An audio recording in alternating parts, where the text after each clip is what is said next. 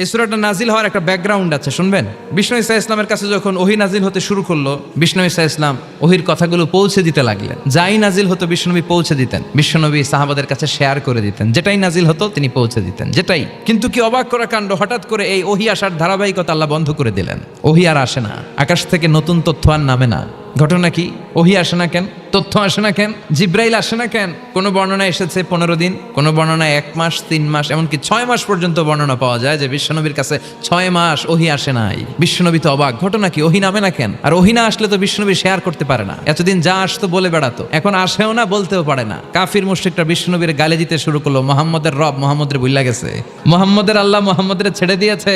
বিশ্বনবীর চাচি আবু লাহাবের স্ত্রী উম্মে জামিল বলতে শুরু করলো, কি মুহাম্মদ, তোমার শয়তানটা তোমার কাছে আসে না? শয়তান দ্বারা তিনি জিব্রাইলকে বুঝিয়েছেন যে তোমার জিব্রাইল তোমার কাছে আসে না। এভাবে সবাই গালমন্দ করতে শুরু করলো যে মুহাম্মদের আল্লাহ মুহাম্মদকে ভুলে গিয়েছে। বিষ্ণু ঈসা ইসলাম নিজেও হতাশ হয়ে গেলেন। কি রে, ওহী আসে না কেন? আমার কোনো ভুল হচ্ছে না তো?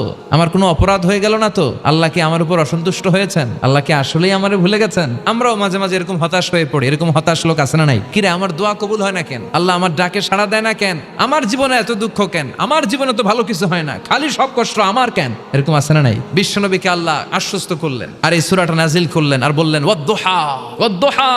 দুহা মানে আলো, প্রভাতের সূর্য কিরণের শপথ, নিঝুম আর নিস্তব্ধ রাতের শপথ। তাহলে আল্লাহ আলোর কসম কাটলেন, তারপরে অন্ধকারের কসম কাটলেন, ঠিক কিনা? আলো দ্বারা মূলত আল্লাহ তাআলা ওহীর আগমনকে বুঝিয়েছে, আর অন্ধকার দ্বারা আল্লাহ তাআলা ওহীর অনুপস্থিতি বুঝিয়েছে। এটা দিয়ে আল্লাহ বুঝাতে চাইলেন, ও নবী, কাফির মুশরিকরা আপনারা গালি দেয়, ওরা বলে যে আমি আপনারে ভুলে গেছি, আমি আপনারে ত্যাগ করেছি, আমি আপনার প্রতি অসন্তুষ্ট। না না, আমি ইচ্ছা করে ওহী পাঠাই না, কারণ সব সময় আলো থাকলে ভালো লাগে না, কিছু সময় অন্ধকারের দরকার আছে না নাই? এটা দিয়ে আল্লাহ বুঝাতে চাইলেন, নবী, ওহী নাজিল করা যেমনি দরকার আছে, মাঝে মাঝে ওহী বন্ধ রাখা আপনার বিশ্রাম দেওয়ার দরকার আছে। আমি আল্লাহ ইচ্ছা করে ওহী বন্ধ রেখেছি, কারণ ওহীর একটা পাওয়ার আছে। বারবার ওহী রিসিভ করলে আপনার স্নায়ু এটা সহ্য করতে পারবে না, আপনার দেহ এটারে বরদাস্ত করতে পারবে না। নবী, আমি আপনার প্রতি এত রহম দিল, এত ভালোবাসি, বারবার ওহী নিতে নিতে আপনার যে কষ্ট হয়, এই কষ্টটা আমার আল্লাহর সহ্য হয় না।